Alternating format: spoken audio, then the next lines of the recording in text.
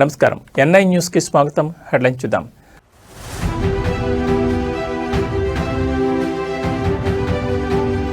ప్రారంభమైన AP cabinet సమావేశం, పలు కీలక అంశాలపై చర్చ.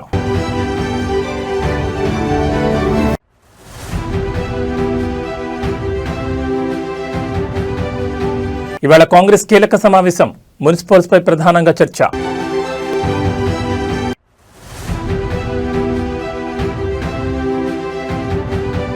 మూడు రోజుల పాటు కాకినాడలో డిప్యూటీ సీఎం పర్యటన, పలు అభివృద్ధి కార్యక్రమాలకు శంకుస్థాపన చేయనున్న పవన్.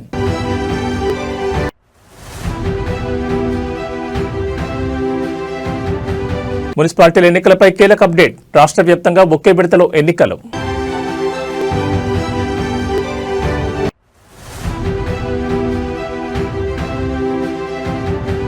భారత్పై 500% టారిఫ్లు, కీలక బిల్లుకు ట్రంప్ గ్రీన్ సిగ్నల్. ఇక డీటెయిల్స్ చూస్తే ఆంధ్రప్రదేశ్ రాష్ట్ర మంత్రిమండలి సమావేశం ప్రారంభమైంది. సచివాలయంలో సీఎం చంద్రబాబు అధ్యక్షతన ఈ భేటీ జరుగుతోంది. సిఆర్డీ అథారిటీలో ఆమోదించిన పలు అంశాలకు కేబినెట్ గ్రీన్ సిగ్నల్ ఇచ్చే అవకాశం ఉంది. అలాగే కృష్ణానది తీరంలో మెరీనా వాటర్ ఫ్రంట్ అభివృద్ధి కోసం భూ కేటాయింపులకు మంత్రిమండలి ఆమోదం తెలపనుంది. అలాగే రాజధానిలో గతంలో కేటాయించిన 112 ఫ్లాట్లలో మార్పులకు సైతం కేబినెట్ ఆమోదం తెలపనుంది. అయితే ఎస్ఐపిబిలో ఆమోదించిన పెట్టుబడి ప్రతిపాదనలకు కూడా ఏపీ కేబినెట్ గ్రీన్ సిగ్నల్ ఇవ్వనుంది. మొత్తం 14 సంస్థలకు చెందిన 19,391 కోట్ల పెట్టుబడులకు ఆమోదం తెలపనుంది. పలు సంస్థలకు భూ కేటాయింపులకు కూడా మంత్రిమండలి ఆమోదం ఇవ్వనుంది. కేబినెట్ సమావేశానంతరం తాజా రాజకీయ పరిణామాలపై సీఎం చంద్రబాబు మంత్రులకు దిశానిర్దేశం చేయనున్నారు. ఈ సందర్భంగా తెలంగాణ సీఎం రేవంత్ రెడ్డి వ్యాఖ్యలకు వైసీపీ కౌంటర్లపై కూడా చర్చ జరిగే అవకాశం ఉంది.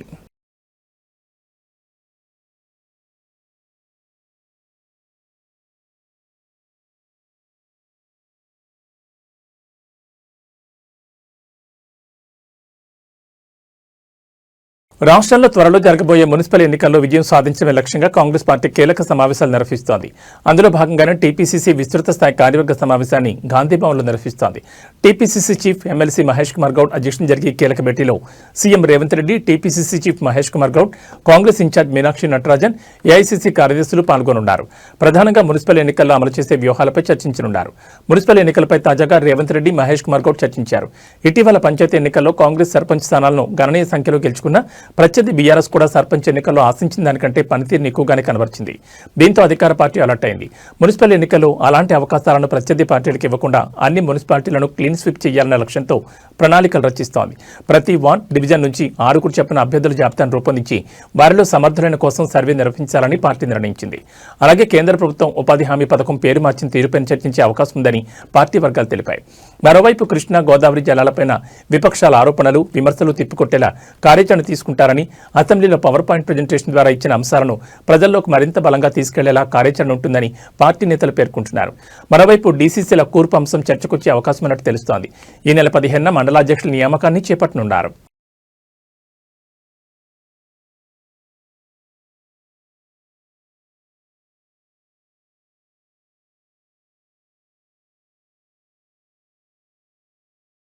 కాకినాడ జిల్లాలో డిప్యూటీ సీఎం పవన్ కళ్యాణ్ పర్యటనకు రంగం సిద్ధమైంది. ఈ రోజు నుంచి 3 రోజుల పాటు ఆయన జిల్లా వ్యాప్తంగా పర్యటించబోతున్నారు. ఈ టూర్లో భాగంగా ప్రజా సమస్యల పరిశీలనతో పాటు పలు అభివృద్ధి కార్యక్రమాలు, శంకుస్థాపనలో పాల్గొంటారు. ఇక రేపు పిఠాపురంలో జరగనున్న సంక్రాంతి సంబరాల్లో డిప్యూటీ సీఎం పాల్గొని స్థానిక ప్రజలతో కలిసి పండుగ చేసుకోనున్నారు. ఆ తర్వాత నియోజకవర్గంలో చేపడుతున్న పలు అభివృద్ధి కార్యక్రమాలను ప్రారంభించనున్నారు. ముఖ్యంగా పిఠాపురం ముంపు ప్రాంతాలను క్షేత్రస్థాయిలో పరిశీలించి బాధితుల సమస్యలను నేరుగా పవన్ కళ్యాణ్ తెలుసుకోనున్నారు. అయితే ఈ నెల 10న జిల్లా పోలీసు అధికారులతో పవన్ కళ్యాణ్ ప్రత్యేక రివ్యూ మీటింగ్ నిర్వహించనున్నారు. శాంతి భద్రతలు, పండుగ సీజన్లో తీసుకోవాల్సిన జాగ్రత్తలు, పోలీస్ వ్యవస్థ పనితీరుపై సమీక్షించనున్నారు. అదే రోజు రంగారావు మెడికల్ కాలేజీలో పలు కీలక శంకుస్థాపనలు చేయనున్నారు.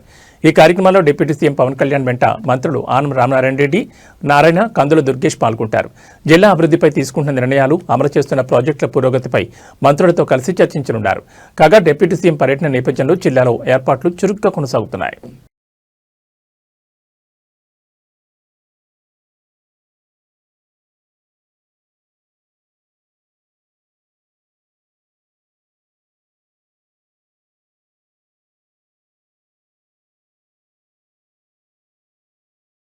రాష్ట్రంలో మున్సిపల్ ఎన్నికలను ఒకే విడతలో నిర్వహించాలని ఎన్నికల సంఘం నిర్ణయించింది. మున్సిపాలిటీలు వార్డుల సంఖ్య తక్కువగానే ఉండడంతో ఒకే విడతలో ఎన్నికలు నిర్వహించేందుకు అవసరమైన సిబ్బంది, పోలీసులు ఉన్నారని ఈసీ గుర్తించింది.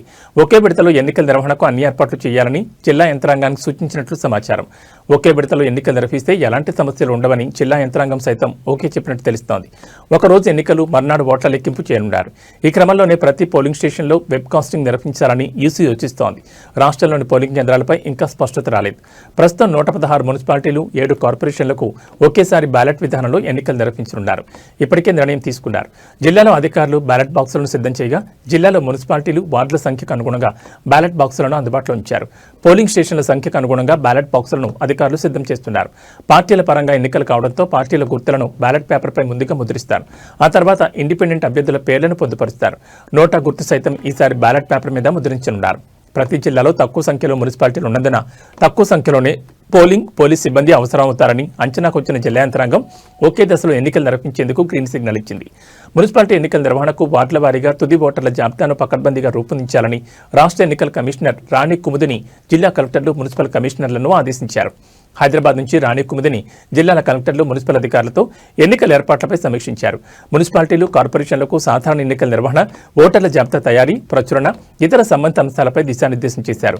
ఈ సందర్భంగా ఎన్నికల కమిషనర్ మాట్లాడుతూ తెలంగాణ మున్సిపాలిటీ చట్టంలో సవరించిన సెక్షన్ 195A ప్రకారం జనవరి 12న వార్డుల వారీగా ఓటర్ల తుది జాబితాను ప్రచురించాలని, 13న పోలింగ్ స్టేషన్ల వివరాలు, ముసాయిదా జాబితాను టీ-పోల్లో అప్లోడ్ చేయాలని, 16న ఫోటోతో కూడిన తుది ఓటర్ల జాబితాను పోలింగ్ స్టేషన్ల వారీగా ప్రచురించాలని అధికారులను ఆదేశించారు.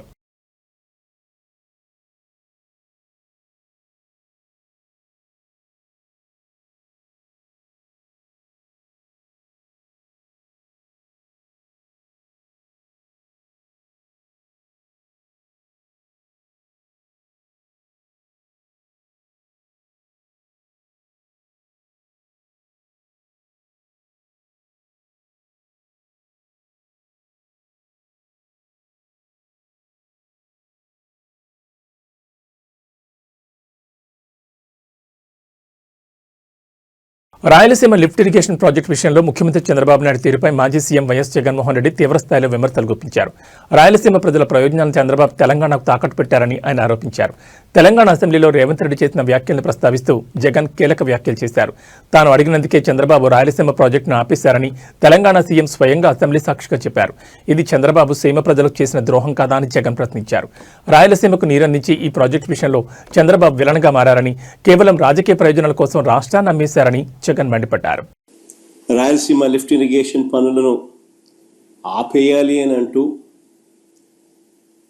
ఏకంగా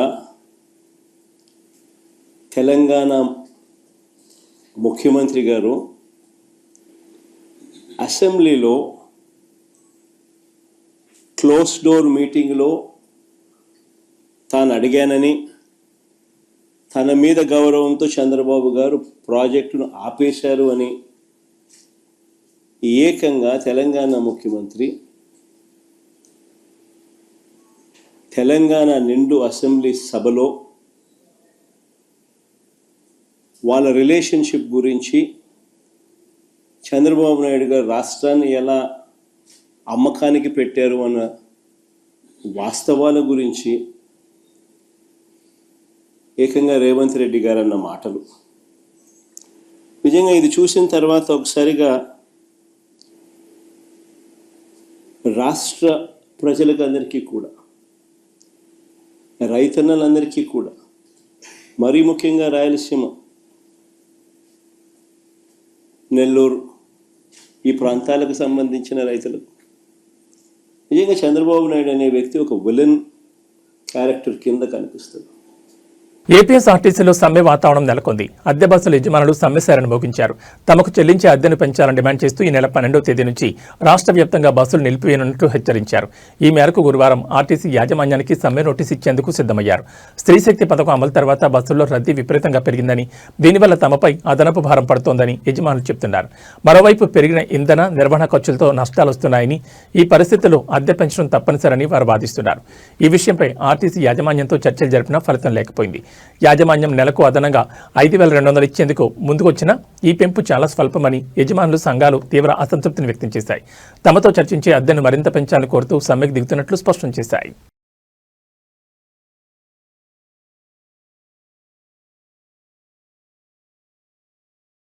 మున్సిపల్ ఎన్నికలు దగ్గర పడుతున్న వేళ అధికార కాంగ్రెస్ పార్టీలో కీలక పరిణామాలు చోటు చేసుకుంటున్నాయి. గత కొంతకాలంగా పాలకుర్తి నియోజకవర్గ కాంగ్రెస్ పార్టీలో కొనసాగుతున్న అంతర్గత విభేదాలు తాజాగా రచ్చకెక్కాయి. స్థానిక సంస్థల ఎన్నికల ఫలితాల నేపథ్యంలో పాలకుర్తి నేతల పంచాయతీ కాంగ్రెస్ జాతీయ నాయకురాలు మీనాక్షి నటరాజన్ వద్దకు చేరింది. హైదరాబాద్లోని ఎమ్మెల్యే క్వార్టర్స్లో పాలకుర్తి నియోజకవర్గానికి చెందిన కాంగ్రెస్ అసంతృప్తి నేతలు ఆమెతో ప్రత్యేకంగా సమావేశమయ్యారు. ఈ భేటీలో Torrur market chairman Tirupati Reddy, PSC chairman Kakirala Hariprasad, senior నేత కిషోర్ రెడ్డి తదితరులు పాల్గొన్నారు.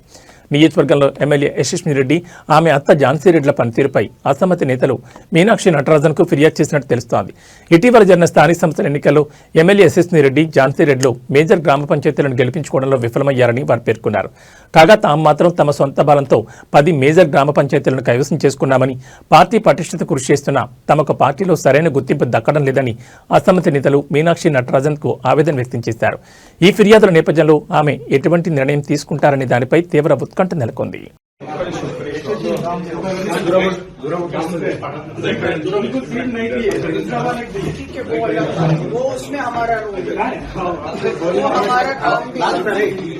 सरपंच इलेक्शन में क्या करते हैं वो तो लोकल आप लोग तय करो. मैं जिला अध्यक्ष जी को भी बात करूँ.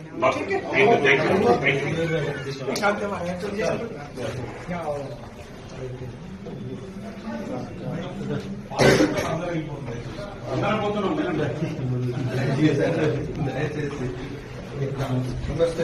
ధర్మవరం మాజీ ఎమ్మెల్యే కేతిరెడ్డి పెద్దారెడ్డిపై తాడిపత్రి మున్సిపల్ చైర్మన్ జేసీ ప్రభాకర్ రెడ్డి మరోసారి ఫైర్ అయ్యారు. రాయలసీమకు పౌరుషం లేదని చేసిన వ్యాఖ్యలకు స్ట్రాంగ్ కౌంటర్ ఇచ్చారు. ఎక్కడ పడితే అక్కడ ఏది పడితే అది మాట్లాడి షో ఆఫ్ చేస్తున్నారని, ఆయన ఫ్యామిలీతో టూర్కు వెళ్లినా ఫోటోలు పెడుతున్నారని, ఇదంతా షో ఆఫ్ అన్నారు. రాయలసీమకు పౌరుషం లేదంటే ప్రజలు చెప్పుతో కొడతారని జేసీ ప్రభాకర్ హెచ్చరించారు. రాయలసీమ రాయలసీమని తొడలు కొట్టుకోవడం, రాత్రైతే కారం ఎక్కువ తినడం, తర్వాత ఫైల్స్ ఆపరేషన్ చేయించుకోవడం తప్ప ఇంతకమి చేసిందేమీ లేదని కేతిరెడ్డి వివాదాస్పద వ్యాఖ్యలు చేశారు. ఊరికే ఉప్పు కారం తినడం, లేని పౌరుషాలు చెప్పుకోవడం చేసిన వ్యాఖ్యలపై జేసీ తీవ్రంగా స్పందించారు. 5 సంవత్సరాలుగా ఉప్పు కారం తిని 15 నెలలుగా కేతిరెడ్డికి ఫైల్స్ వచ్చాయని, అందుకే ఇలాంటి వ్యాఖ్యలు చేస్తున్నారని విమర్శించారు. డ్రైనేజ్ కాలువను చూసేందుకు వస్తే మా ఇంటి వద్దకు ఎందుకు వస్తారన్నప్పుడే నీ జ్ఞానం ఏంటో తెలిసిందన్నారు. నోటికి ఏదొస్తుంది మాట్లాడితే ఊరుకునేది లేదని హెచ్చరించారు. దమ్ముంటి డిబేట్కు వచ్చి రాయలసీమ లిఫ్ట్ ఇరిగేషన్పై చర్చించాలని, ఎవరేం చేశారో ప్రజలకు కూడా తెలుస్తుందని ఓపెన్ ఛాలెంజ్ చేశారు. చంద్రబాబు నాయుడుపై విమర్శలు చేయడం తగదని సూచించారు. చంద్రబాబు నాయుడు గురించి ఏం తెలిసిన మాట్లాడుతున్నారని ప్రశ్నించారు. తాను జగన్ కన్నా పెద్దోడే అయినా ఏనాడు ఇష్టం వచ్చినట్లు మాట్లాడనేది అది ఒక లీడర్కి ఇచ్చే రెస్పెక్ట్ అని అన్నారు. నీకు యాడికి నోటికి వస్తాడు మాట్లాడతావా? యాడికి నోటికి వస్తాడు మాట్లాడతావు నువ్వు? ఏమనుకుంటాను? రాయలసీమ పౌరుషం లేదా? లే, నువ్వు ఏం చేసినావురా? రా డిబేట్కి రా. లిఫ్ట్ ఇరిగేషన్ గురించి మాట్లాడదాం. రాయలసీమ లిఫ్ట్ ఇరిగేషన్ మాట్లాడదాం. అంతకుముందు మీరు చేసిండ్రే. నాకు పడగలరా? అటు మిద్దెలు కట్టించుకొని 4 గుర్రాలు పెట్టుకొని ఏమే మినీ కూపర్ పెట్టి నీ కథ నాకు తెలియదా? ఎంతుందిరా నీకు? ఎంతుందిరా? మినీ కూపర్ అంటే కూడా తెలియదు. ఏమే కొన్ని రోజులు నువ్వు వాడితే కొన్ని రోజులు మీ సినాయన వాడా అంటే యాడికంటే అటు మాడతావు. రాజస్థాన్ జనాన్ని తంతారే నిన్ను. నీ భాష మార్చుకో. మొన్న చెప్తాను చూడు, మొత్తం ముస్లిమ్స్ నీకు ఓటు వేసినారు కాబట్టి నువ్వు వాడికి వచ్చినావు. అదే వేరే వాడిని నిలబెట్టింటే వేలకు పోయింది. పొంద గుడ్ మార్నింగ్, గుడ్ ఈవినింగ్ ఏం చేసినావు చెప్పరా? ధర్మవరం నువ్వు ఏం చేసినావు చెప్పరా? తెస్సువి మిషన్, తెస్సువి సెగ్రిగేషన్ మిషన్ ఈ రోజుకి అట్లే ఉంది. బాడిగలు తీసుకొని తిన్నావు, దాంతో నువ్వు సుఖపడినావు. రా ధర్మవరం పోదాం. ఈ రోజుకి మీ సెగ్రిగేషన్ చేసినారా? ఎందుకు అందరిని ఆడబోసుకుంటాడు? అంటే చంద్రబాబు నాయుడు గురించి లే, నీకు చంద్రబాబు నాయుడు గురించి మా అర్హత ఉందరా? నేను కూడా జగన్ కన్నా పెద్దోడిని, బట్ ఈజ్ ఎ లీడర్. కొద్ది వరకే నేను మాట్లాడగలను. ఏవో దేశంలో